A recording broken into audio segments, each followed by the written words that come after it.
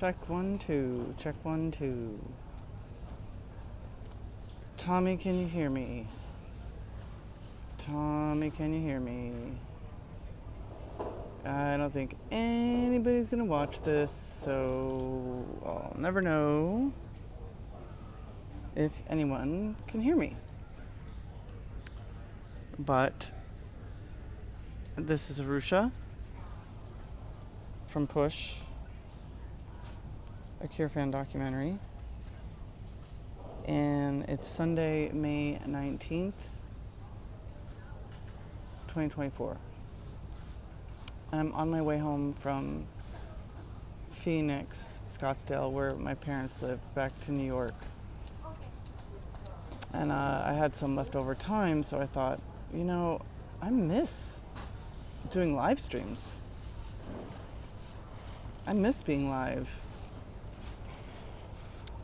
So since I had some time to kill, I thought I'd go on, even though at this point I don't think anybody's watching this. So things have been strange. Where do I begin? Well, first of all, hey, there's a heart. First of all, it's been a year since we've been on the Cure tour in America, which was not the last tour. The last tour was South America, which I wish I could have gone to, but I couldn't. And so around this time, let's see, the 19th, where would he be? Albuquerque, Phoenix? So it's interesting right now to think about how much has happened in a year, in good ways and not so good ways, and I'm talking about in a global sense, because there's a lot of tension right now in the world. And that's the first thing I wanted to say is peace. Which I always say, peace to all, light to all, love to all, but lately that's been very, very difficult to be heard by a lot of people. So I wish all living beings peace and well-being. I have no idea when the Cure album's coming out. But the other thing that has happened to me recently is I had started creating more video stories online with the intention of just, producing more and more micro stories about Push so I could work with my footage, get my storytelling better for the film. And my go-to path is through Instagram. And through Instagram, it just goes on to Facebook. And then I'll put stuff on YouTube and maybe Twitter. But because last year I was heavily trolled. Oh, that's nice that you're watching from Australia. Hello, Fiona. Things have been kind of rough. I mean, I feel like they've been rough for so many people, it's not about me. It's just a lot of tension, a lot of just static and in the air. But so anyway, part of the reason why I'm doing this broadcast right now is because my Instagram CureFanDoc account has been blocked. It keeps getting flagged for saying that it's going against community guidelines.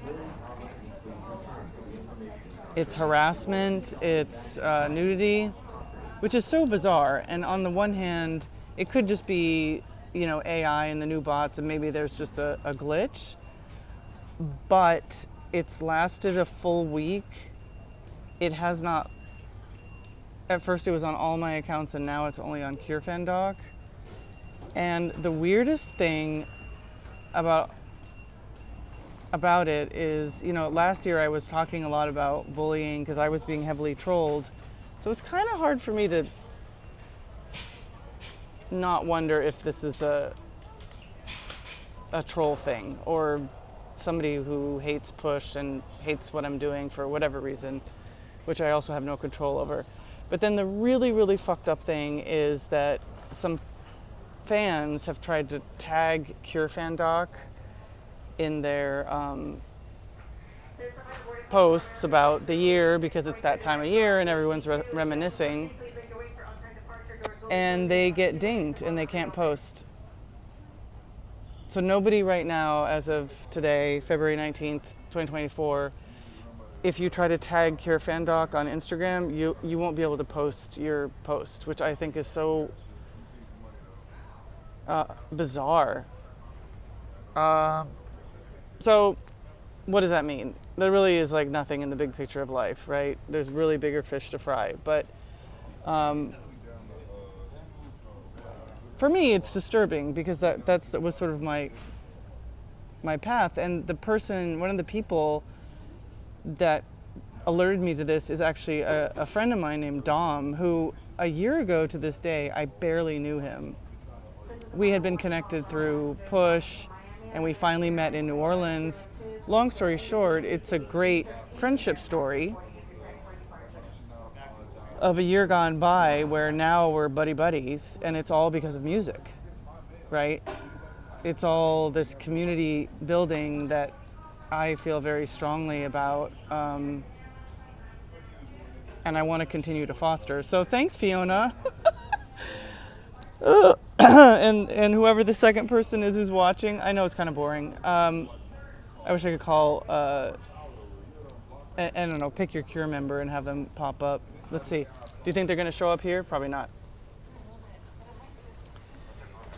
So I don't know what I'm going to do, because I also feel like I should take this, not as a sign, but like, okay, maybe I need to pivot in the way that I work. Because the other thing I was trying to do, I have a Patreon page so that I can afford more time to do this stuff, and I had put a little piggy bank, like, you know, because some people can't afford or they don't want to have a membership to somebody like me who's creating content. They just want to do like a little coffee tip jar. So I had put that up on my Linktree, and I thought, well, did somebody get mad at that? I don't know.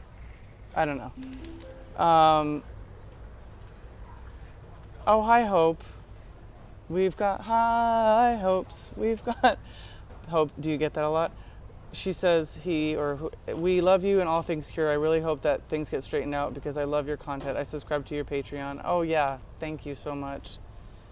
Trolls need to take a hike, and I think what I'm going to do is I'm going to try to also bring this to the Patreon page, and then maybe even try to just use that as a vehicle to keep going and building content, and then, you know, maybe that's the switch, is that I actually start on Patreon and then move content out from there. But the other good thing is that I'm still actually, believe it or not, working on getting the documentary out, which is still a mountain to climb because that takes a lot of money. Hi, Mara. Oh, you're in Australia too. I know, because it's about that time, right? It's 9:30 in Phoenix, which is LA time, and which means it's 12:30 in New York.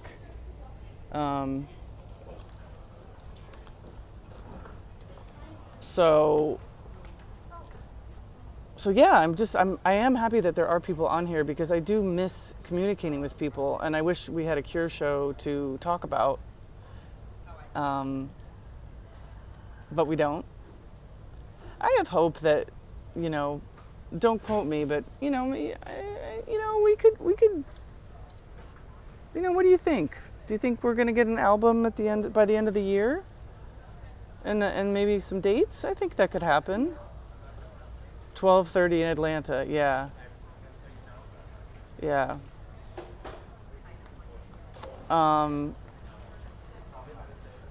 2:36 Monday. Haha.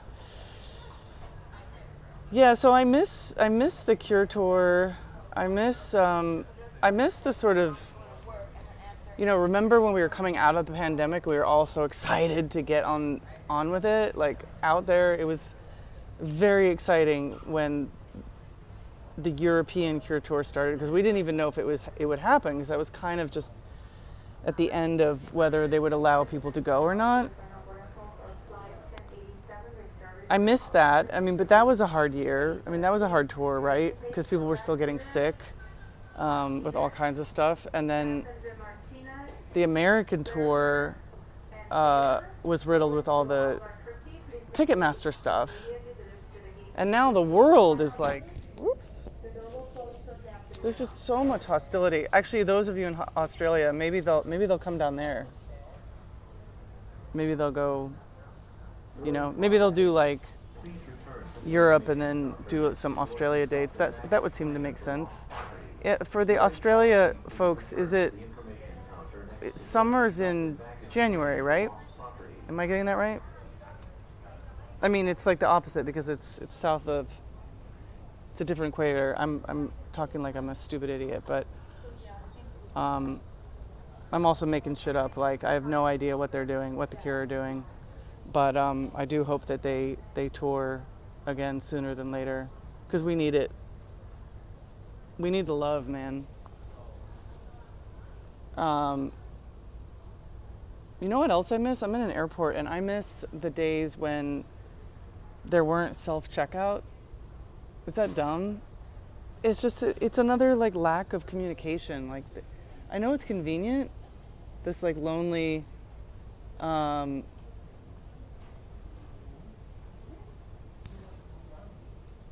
self-checkout thing over here.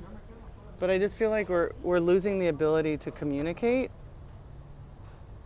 and be kind to one another. And I feel like the distance that social media and like all of this online and lack of real conversations and real communication, all of this stuff is isolating us. It's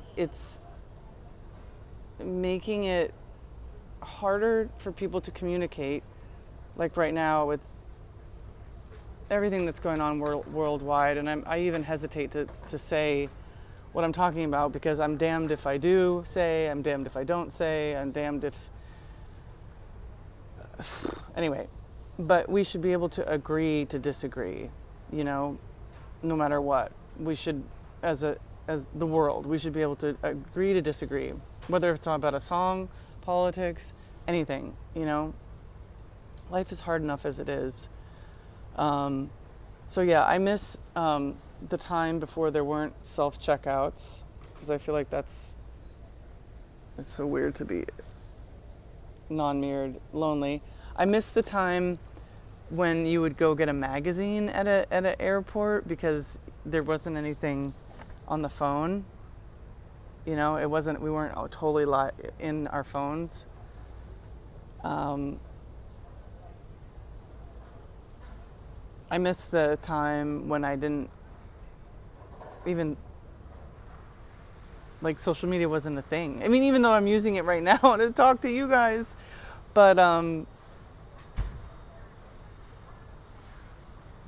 yeah, man, how do we get back? You saw them in Vancouver last year and would love to see them local soon. Yeah, I hope they do. I'm sure they would go to Australia as soon as they could, It seems like they love it down there. Yeah, I just miss communication with people in general, There's so much tension, there's so much strife right now. So yeah, I don't really have anything exciting to report. I am going to go see Mickey Bereni and Budgie and Lowell coming up. I've been seeing Reeves play with Doom Dogs here in New York, and that's been really cool. It's just nice to see anybody playing music. Like when you see somebody that is usually like 5 million miles away on stage and they're like this giant rock star and you can't, it's like such a separation. To see anybody in like a very tiny setting is just nice because they're just people like you and I, Hi, Alexander. I don't know. So what else? Does anybody want to say like what they hope for? Is anybody having fun on social media? Are there any cure accounts that are not driving you crazy? Um,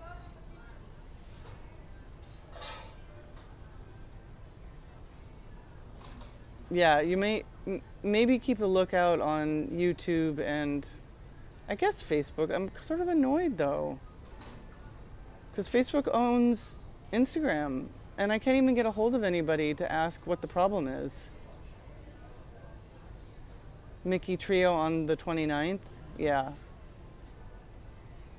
Yeah, I hope that's good. But again, it's just nice to go out and like be around people. I went to this show the other night with Bub and Leanie, who are also two people I met. Ruben! Ruben says, I listened to Paris Remastered today and thought of our extended Cure family. Well, Ruben, we're overdue to do a final wrap up with Ian and you and Kate to talk about Ian's Cure adventures and just Cure bullshit. So maybe that's the next step. I miss our Cure family a lot. The good parts. The good parts. But anyway, so I was saying that I went out the other night with Bub and Leanie, and those are two people that I didn't know really. I mean, I was getting to know Leanie last year around this time. Oh, thank you so much, Fiona. That's so kind. I'm really glad to see a chat and see people. So Alexander says, I went to Cruel World and Just Like Heaven. How was that, Alexander? Was Tones on Tail good? So anyway, but just to finish the bit about Leanie and Bub, we went to go see this band called Vision Video, which is one of Bub's favorite bands. And I had listened to them a little bit and I wasn't like super thrilled, but live they were so fun. And there was this opening band called Then Comes Silence, who are fucking awesome. I have a massive crush on the drummer now. Those drummers, you know what I'm saying? But yeah, so I highly recommend Then Comes Silence. And then it was just nice to be out. It was just nice to be out with people. It was a small venue. It was super gothy. But it wasn't like, and nobody was taking themselves too seriously, which I think is good. Yeah, the metaverse is painful, Maura. It really fucking is. We gotta figure this out, man. Because we don't need any more pain. Life is painful. Life is painful enough, and that's why music, right? Or art, or a painting, or a poem, that's why it makes you feel so good. Because life is painful, and you hear something, and you get connected to it, and it grounds you. It gives you a connection, and then so to have that anchor into this full life experience is good, and then to experience that with people around you is so beautiful. Tones on Tail is just pop tone. It's just what's his name, Kevin and Daniel. It's not the guy from England or whatever. I don't know. I love Tones on Tail and Love and Rockets and all that stuff. What else? I don't know. If anyone sees this post-recording, I'm probably going to end this soon because I feel like it's kind of boring. But, feel free to comment if you're... Either way, if you're feeling excited about Cure stuff, and I'm not talking about, well, whatever, say whatever you want, but if there's any things in the metaverse, in online that you find that are helpful and skillful to you, let me know, because I'm finding it to be extremely draining. I'm craving more live music and that inevitable connection. I missed the Bell and Sebastian gig in Portland last night and totally regretting it now. Oh, yeah. Yeah, we can't, if you have the energy to go out and do it now, especially as some of us are getting older, you got to do it. And that was the thing, that was the lesson I learned that night of going to see Vision Video. Although I wish I could have stayed even longer, but I didn't because I was so tired. But yeah, man, go out and see small bands if you can, you know, be with the people. It's 6:45 in the morning and I came home from a gay bar and now I listen to talk about Cure music. I love it. You came home at 6:45 in the morning. I am so proud of you. Going out all night long. That's what I'm talking about. I mean, I don't have the energy to do it anymore, but that is awesome. Alexander Lawrence saw Belle and Sebastian twice last week. I know a lot of people who have seen the Slow Dive shows, and get this, and I'm gonna call it. This is really weird. Ready? So you know how Slow Dive is having some sort of resurgence, which is fine, which is great. I like Slow Dive, I don't love them, but I appreciate. But the kids are super into Slow Dive, and my friends who are my age are like, wow, this is crazy. How do they even know about Slow Dive? Why do they like them so much? What's the deal? Well, apparently, shoegaze, #shoegaze, is trending on TikTok. And a lot of people learn how to get music through TikTok now.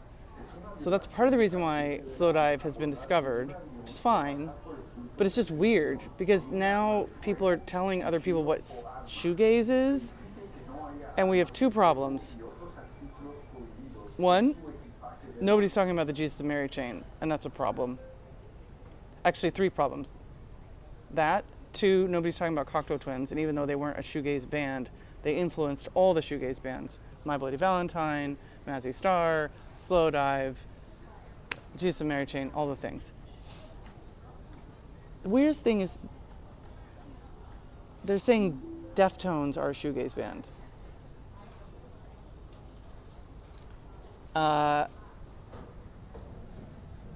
And that's what I'm going to leave you with. That is so bizarre, isn't it? Oh, Martha says, I can't even stay up past 11 without feeling it the next day. I know. That's the thing. Adulting sucks. And then you just get sick and like your face starts to sag and shit. Slow Dive had a second life on Spotify. Right. Alexander, yeah, that is right. They did have a second life on Spotify, but I think it's also connected. There's this trifecta of TikTok, Spotify, and Instagram, right? At least that's what the kids say, apparently. And Ruben, yeah, I have fond memories of going to pop scene in the shoegaze heyday. There was a pop scene in San Francisco too. Anyway, all right. Thanks for tuning in, you guys. I welcome any feedback that you have at any time. I'm going to reconfigure my Cure Fan Doc ways. So maybe it'll be more on Patreon. People can sign up for Patreon for free. I just think it's like some people don't get it because it's a pain in the ass. It's like yet another thing. You know what I mean? But be good to each other out there. Yeah. Let's spread a little bit of calm and ease. All right? Thanks for listening. Have a good night, good morning, wherever you are. And until next